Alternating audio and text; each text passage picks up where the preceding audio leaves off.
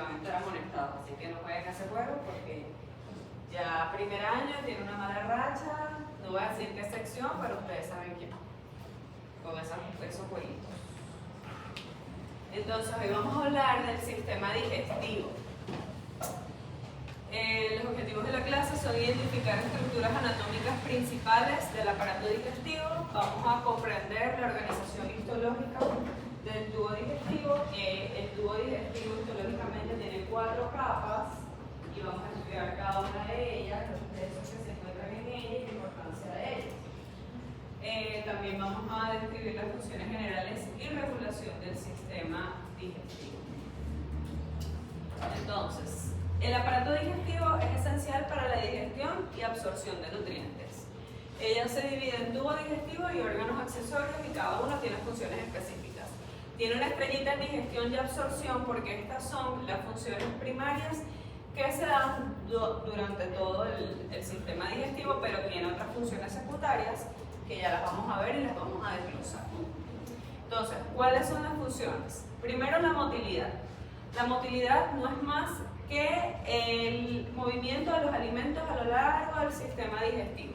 Y para que ocurra la motilidad, necesitamos de la ingestión, que es cuando los alimentos llegan a la boca, luego de la masticación, cuando los estamos triturando, y la deglución, cuando ellos se dirigen hacia arriba en el paladar y van de cefálico a caudal, para que lleguen al esófago, y ocurre la peristalsis y la segmentación. ¿Qué es la peristalsis? La peristalsis son contracciones musculares que ocurren a lo largo del tubo gástrico y permiten que el alimento, que ya está en forma de bolo, porque está mezclado con la saliva, con la amilasa salival, que es una enzima que se libera allí, entonces baje de arriba hacia abajo.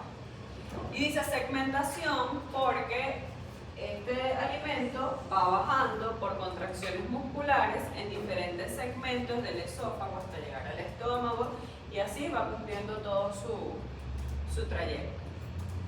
La secreción también es otra función del sistema digestivo porque hay una secreción de tipo endocrina y hay una secreción de tipo exocrinas. Entonces, en las exocrinas tenemos que se libera el ácido clorhídrico, la pepsina, entre otras hormonas y enzimas que se liberan durante la digestión, y tenemos secreciones de tipo endocrinas donde en las endocrinas se liberan las enzimas y en las exocrinas se liberan los jugos gástricos. La digestión propiamente dicha, que dije que era una de las funciones principales. ¿Qué es la digestión? La digestión ocurre cuando los alimentos entran a la boca y se empiezan a descomponer. Ellos empiezan en forma de polímeros, que son moléculas muy grandes, y para su descomposición se vuelven monómeros. Y estos monómeros, al ser descompuestos, o sea, esta acción de una molécula grande a una pequeña, se le conoce como digestión. Luego de la digestión va a venir la absorción. Cuando ya están en forma de monómeros, entonces se van a pegar a las paredes del intestino y van a absorber sus nutrientes. Almacenamiento y eliminación, porque en el estómago se almacenan dicen que hasta 40 horas los alimentos aproximadamente antes de ser excretados, y de barrera inmunitaria, porque también actúa como sistema de defensa la mucosa gástrica para agentes patógenos que puedan estar allí, porque tiene un epitelio columnar simple que reviste todo el intestino. Entonces, las partes y órganos del sistema digestivo tiene un tubo digestivo y órganos digestivos accesorios. Entre el tubo digestivo, este va a medir 9 metros aproximadamente y va desde la boca hasta el ano, por decirlo así. Y entonces incluye aquí la cavidad bucal, la faringe, el esófago, el estómago, intestino delgado e intestino grueso. Todo esto es lo que hay en el tubo digestivo. Y la segunda parte del sistema digestivo son los órganos digestivos accesorios, que son los órganos que se encuentran circundando los principales, como los dientes, la lengua, las glándulas salivales, la vesícula biliar, el hígado y el páncreas. Entonces, histológicamente Finalmente, el tubo digestivo tiene 4 capas. Tenemos, si imaginamos un tubo o un cilindro hueco, porque así es nuestro sistema digestivo, está totalmente abierto de la boca al ano. Lo que está en el centro es lo que se conoce como luz o lumen del tubo, ¿verdad? Y entonces, partiendo de allí hacia afuera, de adentro hacia afuera, tenemos 4 capas. Tenemos una capa mucosa, que es esta que se encuentra acá, que a su vez tiene un epitelio, una lámina propia y una lámina muscular de la mucosa. Tenemos una capa submucosa, que es la que le da soporte estructural a nuestro tubo digestivo, una capa muscular externa que facilita el movimiento de los alimentos y finalmente la que está más afuera es una capa mucosa, una capa serosa, adventicia, que sirve de protección y se relaciona con los órganos que están circundantes en la cavidad abdominal. También actúa sujetando el tubo en su lugar. Entonces, si lo vemos en un corte histológico de adentro hacia afuera y vamos con la capa mucosa, decimos que esta es una capa absortiva y secretoria principal que tiene un epitelio columnar simple, células caliciformes que secretan moco, y esta capa tiene una capa muscular de la mucosa que forma estas irregularidades y estas vellosidades, que son las que permiten que se adhieran o se absorban mejor los nutrientes de los alimentos cuando ya están en forma de monómeros. También tiene numerosos ganglios linfáticos que nos protegen de agentes patógenos, una capa muscular de la mucosa que está en unión de la capa mucosa a la submucosa, la lámina propia, las vellosidades que ya las dije, y la cripta intestinal de Liverpool, que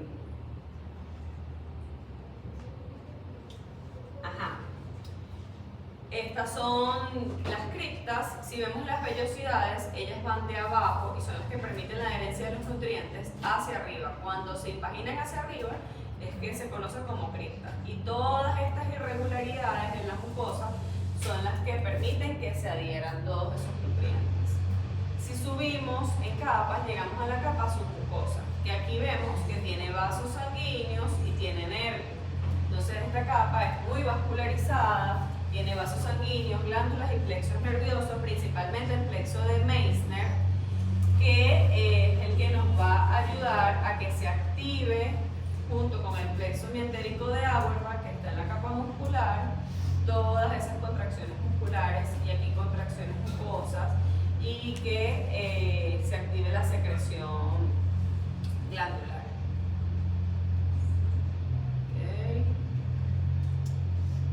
Entonces, tenemos una capa muscular. Esta capa muscular tiene una túnica circular interna y una longitudinal externa, que es la que vemos acá. Estas túnicas son las que se contraen. La unión de la túnica longitudinal externa con la circular interna va a permitir que el movimiento que haya de contracción a lo largo del intestino sea en forma de olas de mar, porque se contrae la porción posterior y se relaja la anterior. Entonces está esta contracción, esta relajación, y va bajando, ¿sí? Va bajando el alimento a lo largo del tubo digestivo. El plexo mientérico, cuando hace sinapsis, es el que permite que ocurra esta contracción. Finalmente, la capa serosa es una capa de unión y protección que, como ya les dije, protege los órganos digestivos. La que está más afuera es como una membranita que se encarga de proporcionar soporte e interacción con las estructuras adyacentes del estómago. Entonces, la inervación. El sistema digestivo o el tubo gastrointestinal tiene dos tipos de inervaciones. Tiene una inervación extrínseca y una intrínseca. Y vamos a explicarlo con ejemplos odontológicos para que quede claro también. La inervación extrínseca se va a dar por el nervio parasimpático y el simpático. El parasimpático es excitador sobre el tubo gastrointestinal. ¿Qué quiere decir excitador? Que estimula, que ayuda a que se secreten todas esas esas hormonas y enzimas para que pueda funcionar nuestro sistema digestivo, para que ayude a la producción de jugos gástricos, para que se desintegren los alimentos. Mientras que el sistema nervioso simpático es inhibidor sobre el tubo gastrointestinal. ¿Qué quiere decir? Que detiene el movimiento, detiene la secreción de enzimas, detiene la estimulación glandular, detiene las contracciones nerviosas a nivel de los plexos. Entonces, empezamos con el parasimpático. Él se da por activación del nervio neumogástrico vago y del nervio pélvico. El vago va a inervar, entre muchas cosas, el esófago, el estómago, el páncreas y la porción superior del intestino grueso. Mientras que el pélvico, la porción inferior del intestino grueso, el recto y el ano. Y estos nervios van a llegar a, las fibras preganglionares van a hacer sinapsis en los dos plexos mencionados, el plexo que está a nivel muscular, que es el mientérico, y el plexo submucoso, y va a estimular a que ocurran estas contracciones musculares. ¿Sí? Ok. Esto es el parasimpático. El simpático es todo lo contrario, es inhibidor. Y en el sistema simpático tenemos unas fibras preganglionares parasimpáticas.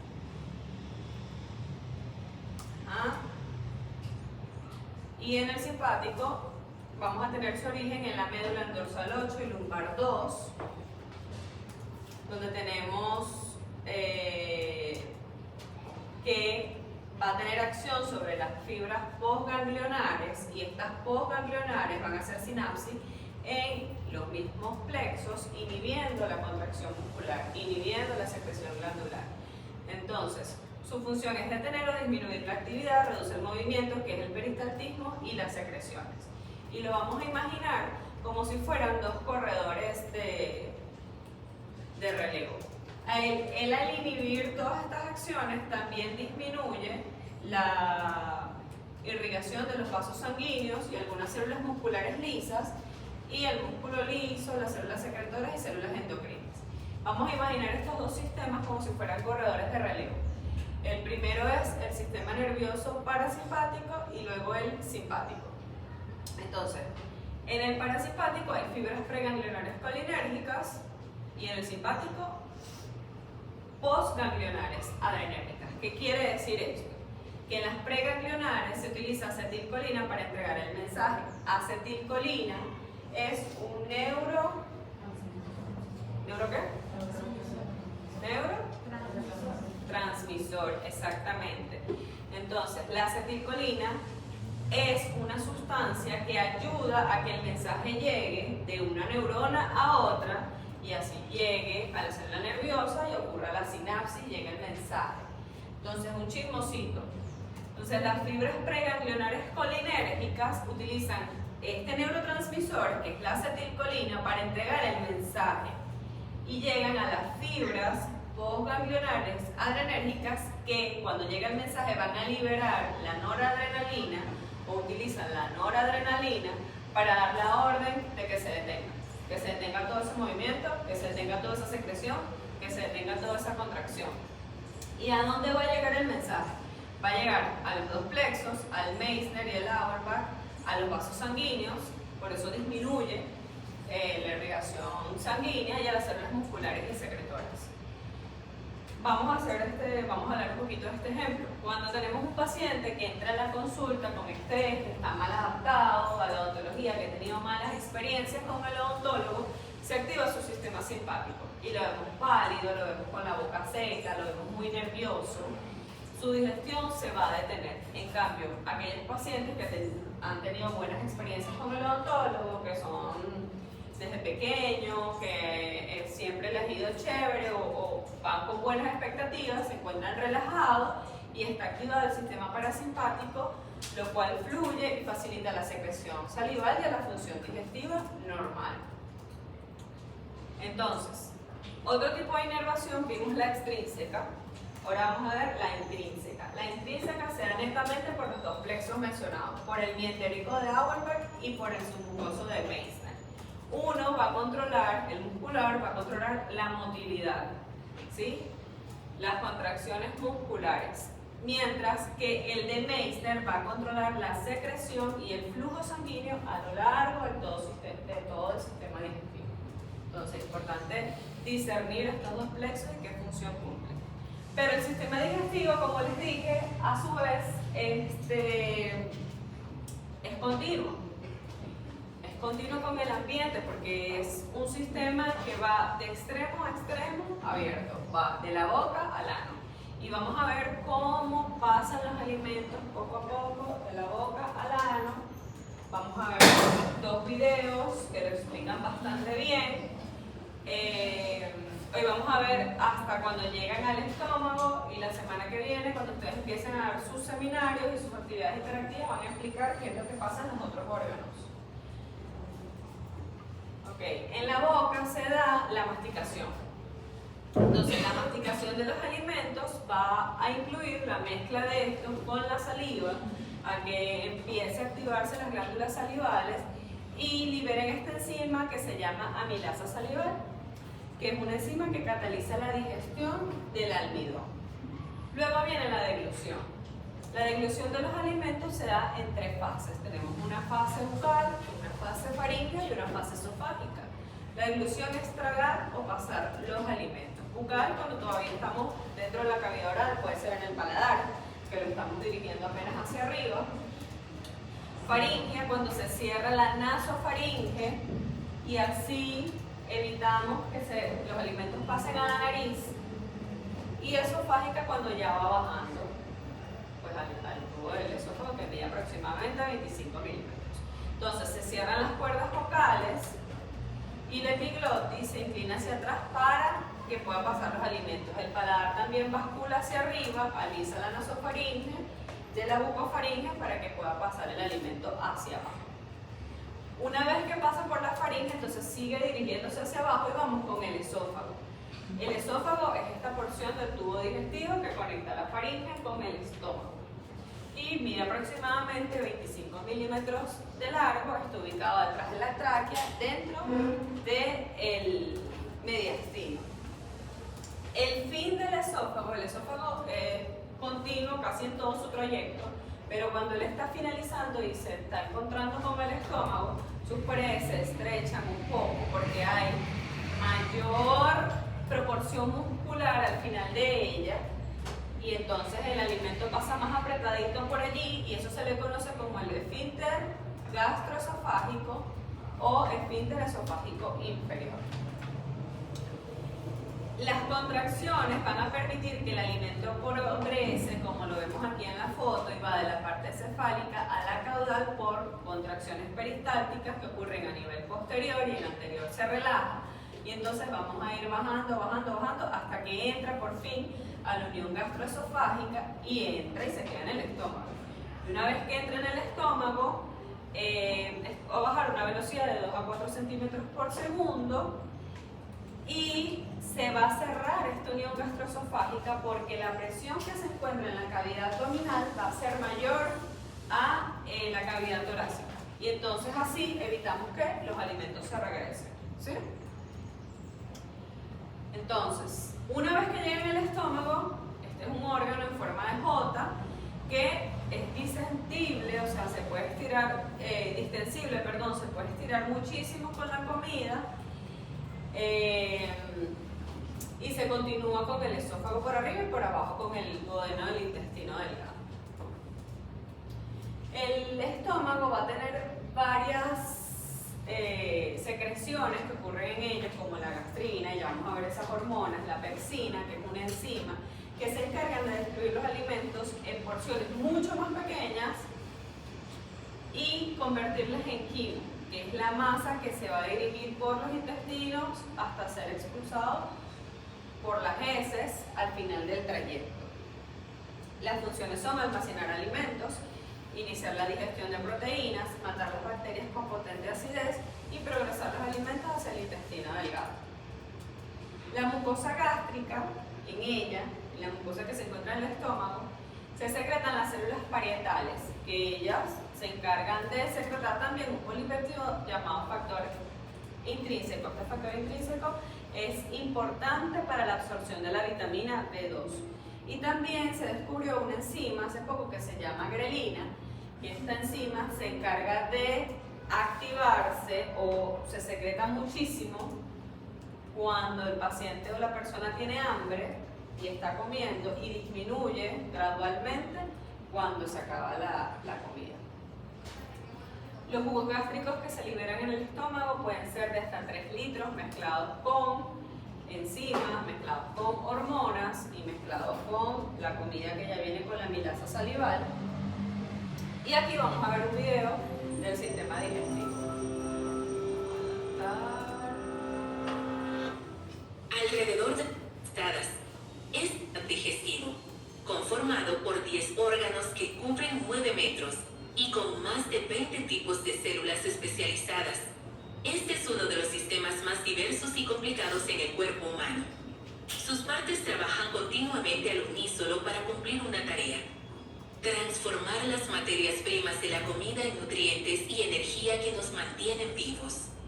El sistema digestivo abarca todo el torso y tiene 4 componentes principales.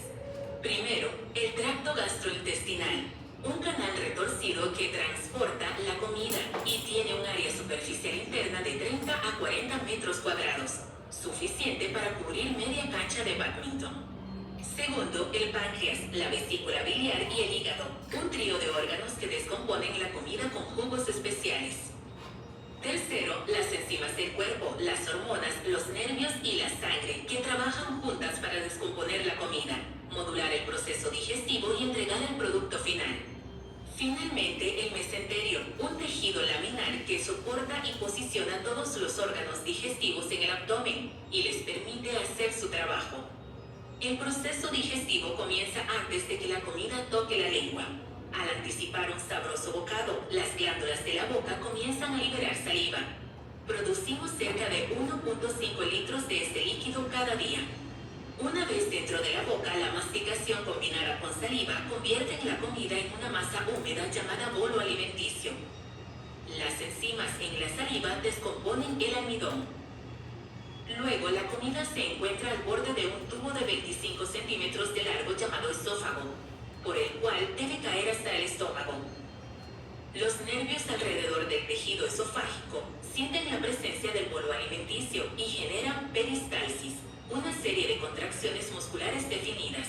Esto mueve la comida al estómago, donde queda a merced de las paredes del estómago, que rompen el bolo alimenticio en pequeños pedazos.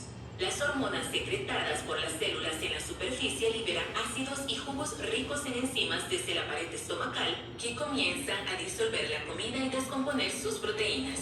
Las hormonas también alertan al páncreas, al hígado y a la vesícula biliar para producir los jugos digestivos y transferir bilis, un líquido verde amarillento que digiere grasa, preparándose para la siguiente etapa. Después de 3 horas en el estómago, el bolo alimenticio es ahora un líquido llamado quimo, listo para pasar al intestino delgado. El hígado recibe bilis de la vesícula biliar y la libera en la primera parte del intestino delgado llamado duodeno. Este disuelve la grasa del quimo para que sea fácilmente digerida por los jugos pancreáticos e intestinales que entran en acción. Estos jugos ricos en enzimas descomponen la grasa en ácidos grasos y glicerol para que sean absorbidos más fácil por el cuerpo. Las enzimas también terminan de descomponer las proteínas en aminoácidos y los carbohidratos en glucosa. Esto sucede en la región inferior del intestino delgado, el yeyuno y el ilion, los cuales están cubiertos con millones de vellosidades intestinales. Estas crean una enorme área superficial para maximizar la absorción molecular y la transferencia hacia el torrente sanguíneo. La sangre los toma en el último paso para alimentar los órganos y tejidos del cuerpo. Pero aún no ha terminado. Los sobrantes de fibra, el agua y las células muertas generadas en la digestión pasan al intestino grueso, también conocido como el colon. El cuerpo separa la mayoría del líquido por la pared intestinal. La masa suave restante es llamada heces. El colon las presiona hacia una bolsa llamada recto, donde los nervios sienten su expansión y le dicen al cuerpo cuándo expulsar el residuo. Los subproductos de la digestión salen a través del ano, y el largo viaje de la comida, que lleva entre 30 y 40 horas, llega a su fin. Okay. Esto es todo el trayecto, como se lo estuve explicando, hasta después del estómago, que es lo que ocurre. Pero por dentro, ¿Cómo ¿cómo se se ve? convierte la comida que comes en heces? Este proceso comienza en tu boca, pues cuando la comida se mezcla con saliva, comienza la digestión química. En la saliva hay una enzima llamada amilasa. Esta se encarga de descomponer los carbohidratos, mientras que la digestión mecánica comienza justo cuando se mastican los alimentos. La epiglotis es un colgajo de cartílago elástico en la garganta. Funciona como un interruptor entre la laringe y el esófago, dejando entrar aire a los pulmones y los alimentos al esófago. El esófago es un tubo hecho de músculos que van desde la garganta hasta el estómago y mide alrededor de 8 pulgadas de largo. El esófago utiliza un proceso llamado peristaltismo, que consiste en mover los alimentos de la boca al estómago. Este proceso parece una ola marina atravesando el músculo. Luego el alimento entra en el estómago, que es un órgano redondo, hueco, en forma de J, que se encuentra ubicado entre el esófago y el duodeno. El estómago tiene 3 trabajos mecánicos. Primero, el estómago tiene que almacenar los alimentos que ha recibido el líquido, y para que esto suceda, el músculo en la parte superior del estómago tiene que relajarse para que pueda tomar una gran cantidad de alimentos. La capa interna del estómago está llena de arrugas, conocidas como rugas. Estas permiten que el estómago se estire y haga espacio para las comidas grandes, ayudando al sistema digestivo a agarrar y mover los alimentos durante la digestión.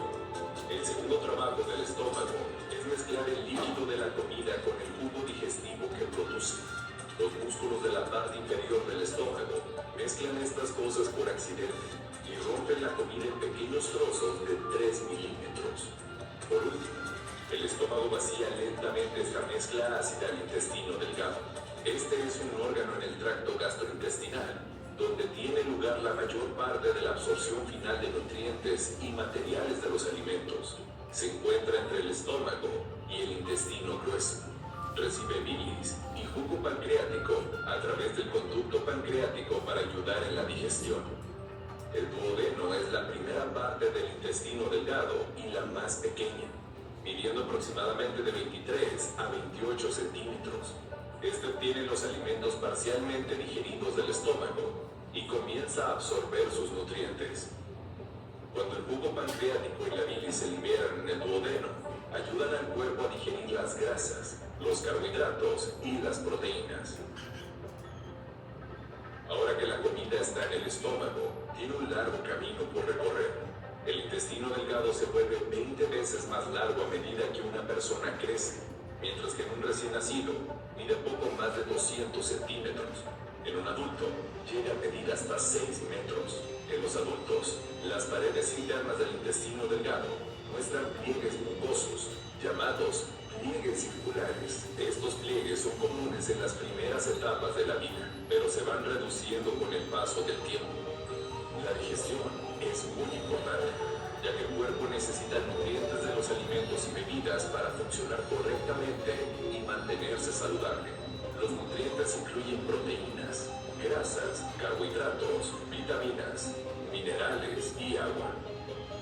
Su sistema digestivo descompone los nutrientes en pedazos que su cuerpo puede recibir y usar para aumentar la energía y la reparación celular. Las proteínas se descomponen en aminoácidos, las grasas en ácidos grasos y los carbohidratos en glicerol en azúcares simples. Lo que queda... ¿Qué? No sé por qué se quitó.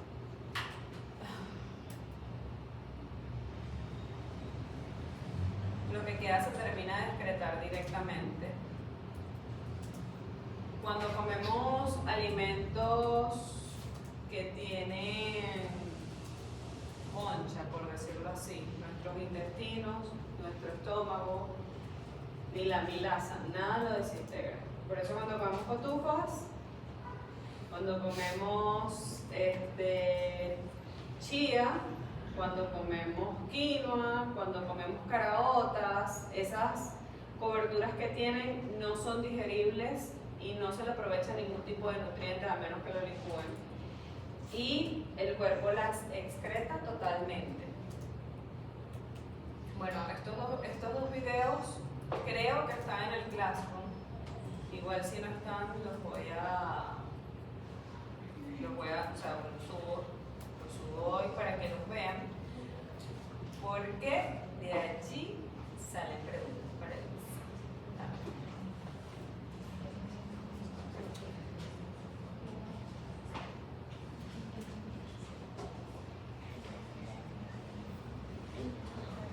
Vamos a continuar.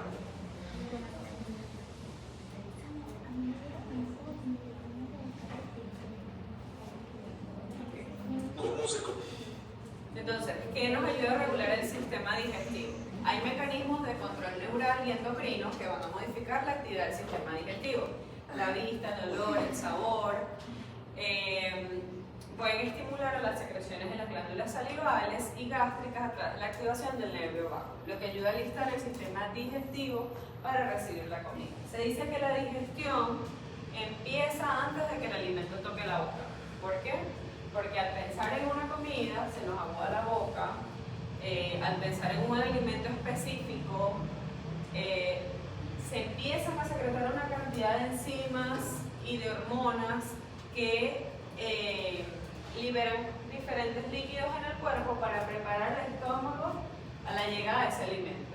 Un ejemplo, cuando piensan en un mango con adobo y sal, se le activa la glándula parótida, tan solo con pensarlo, y puede que a algunos les dé hambre porque en realidad el estómago está haciendo como espacio y te está llamando para que te comas ese alimento. Igual en un pedazo de torta de chocolate, en un pedazo de pizza, tan solo con pensarlo o olerlo, se activan todas esas secreciones salivales y gástricas. Entonces, el sistema digestivo, el tubo digestivo es al mismo tiempo una glándula endocrina que tiene acción hormonal. Acción hormonal ¿sobre qué hormonas? Sobre las hormonas digestivas. La primera hormona digestiva descubierta fue en 1902 por William Bayliss y Ernest Starling y fue la secretina. Posteriormente vino la gastrina y así se fueron sumando otras hormonas del sistema digestivo como es la CCK, que es la hormona duodenal colecistocinina, y el péptido inhibidor gástrico. ¿Qué funciones cumplen estas hormonas? Todas estas son hormonas gastrointestinales que cumplen funciones reguladoras. Dependiendo de dónde estén, va a cumplir una función específica. En el estómago está la gastrina, que es la única que se produce allí, y ella va a ser estimuladora. Va a estimular a las células parietales a que secreten el ácido clorhídrico y posteriormente el pepsinógeno, que estos ácidos lo que ayudan es a descomponer las moléculas de los alimentos en aminoácidos.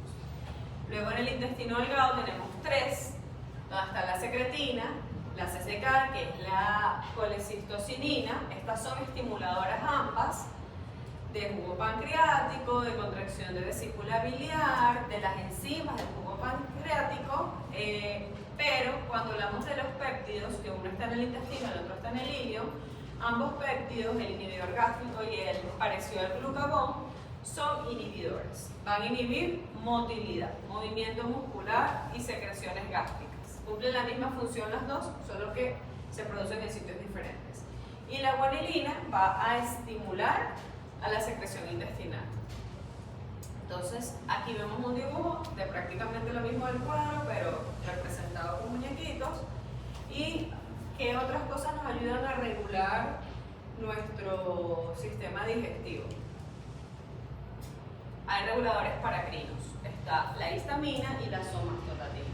Estos son sustancias paracrinas que son segregadas por las células endocrinas en la mucosa gastrointestinal y se difunden en todo el tubo gastrointestinal. La somatostatina va a estar segregada por células que se encuentran en la luz o en el lumen del tubo gastrointestinal y inhibe la liberación de todas las hormonas. Esta es inhibitoria. Su función principal es evitar que el estómago se vuelva demasiado ácido y se dañe a sí mismo. Mientras que la histamina es estimuladora, es todo lo contrario. Ella va a estar segregada por los mastocitos de la mucosa gástrica, va a aumentar la secreción de hidrógeno directamente y tiene un efecto de potencia o de potenciación hacia la estimulación de la gastrina y la estimulación vagal. Entonces, un ejemplo en odontología es entender patologías como el reflujo gastroesofágico, que es el ERG. Si estos mecanismos fallan, es decir, si hay un exceso de histamina, que es un exceso de estimulación, un exceso de secreción, o una falta de somatostatina, que es la inhibidora, entonces el ácido gástrico puede llegar a la cavidad oral provocando erosión de esmalte dental. Muchos pacientes que tienen problemas gastrointestinales, gastritis, que vomitan demasiado, tienen ese esmalte totalmente debilitado y erosión dental, y eso se puede ver en una consulta odontológica. Entonces, importante saber que la somatostatina es el no, es el inhibitorio, y la histamina es el sí, porque estimula y potencia. Otros reguladores neuroendocrinos, este es otro regulador, ahora vienen los neuroendocrinos, son tres. El VIP, que es el péptido vasoactivo intestinal, la bombecina y las encefalinas. Los dos primeros, que es el péptido vasoactivo intestinal y la bombecina, son estimuladores. Estimulan la secretina y estimulan la gastrina, que son hormonas gastrointestinales que se necesitan para todo este proceso. Y las encefalinas hacen contracción del músculo liso, de los esfínteres, inhiben la secreción, o sea, es inhibitorio, es todo lo contrario, es el no. Inhibe la secreción intestinal de líquidos y electrolitos. Estimula la contracción de los esfínteres y inhibe la secreción de las hormonas y de los fluidos que se liberan a través de ellas. Pero la función gástrica está regulada por tres fases. Tenemos una fase cefálica, una fase gástrica y una fase intestinal, que es la final. Entonces, la primera fase, que es la cefálica, continúa 30 minutos después de la comida y representa el 30% aproximadamente de la fase de la secreción gástrica. Aquí lo que le dije, al pensar, ver, oler, imaginarse tan solo el alimento, va a estimular al nervio vago con estas fibras preganglionares a que haga su efecto principal, que es estimular la secreción de ácido clorhídrico. Y en efecto menor, la secreción de gastrina. Entonces, se preparan las glándulas salivales, se preparan las glándulas gástricas para recibir los alimentos, y todo esto ocurre en la fase cefálica nada más con el pensamiento. Entonces, es el control cerebral por medio del nervio vago. Luego viene la fase gástrica. En la fase gástrica, cuando los alimentos llegan al estómago, ocurre una distensión y los aminoácidos y péptidos van a causar su efecto principal, que es el de la estimulación de la secreción de la gastrina. Esta fase gástrica representa el 60% de la función gástrica y va a estar mediada por la distensión abdominal y la naturaleza química del quimio. Y finalmente, la fase intestinal representa solo el 10%, una vez que el alimento ya llega al intestino, que baja del estómago, el intestino delgado, hay una distensión duodenal. Y aquí lo que ocurre es que se inhibe el vaciado y las secreciones ácidas. Lo vemos también en esta imagen, en la fase cefálica, el centro vagal del bulbo raquídeo, el pensar en alimentos o olerlas. Entonces, el sistema parasimpático estimula la producción de pepsina y ácido clorhídrico, se activan los núcleos que estimulan estas glándulas. Luego, cuando llega al estómago, está la fase gástrica, donde los nervios secretores locales, los reflejos vagales y la estimulación de gastrina y histamina permite que ocurra la liberación de enzimas, hormonas, se mezclen los alimentos, se descompongan los alimentos y finalmente llega a la fase intestinal, donde ya por contracción pues se va dirigiendo al final del camino y actúan los mecanismos nerviosos y se disminuyen las contracciones peristálticas que tuvimos al principio. Y finalmente, los reflejos intestinales. Existen tres reflejos que regulan el movimiento del quimo, controlados localmente por el sistema nervioso entérico, donde está el reflejo gastroilial, el reflejo iliogástrico y el reflejo enteroentérico. El gastroilial permite el vaciado del estómago al ilio. El iliogástrico es el que ayuda a que después de la distensión disminuya la motilidad y por lo tanto frena el movimiento del estómago. Y el enteroentérico tiene protección de daños contra presión. Cuando hay una distensión inmensa en el intestino, entonces se activa este reflejo para que ocurra una relajación generalizada en el resto del intestino que no está distendido y así no haya daños por presión. Bueno, esto es todo, pero espérense un momento. Yo les hablé de...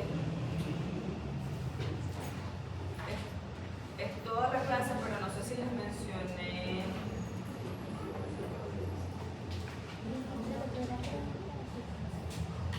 En la inervación...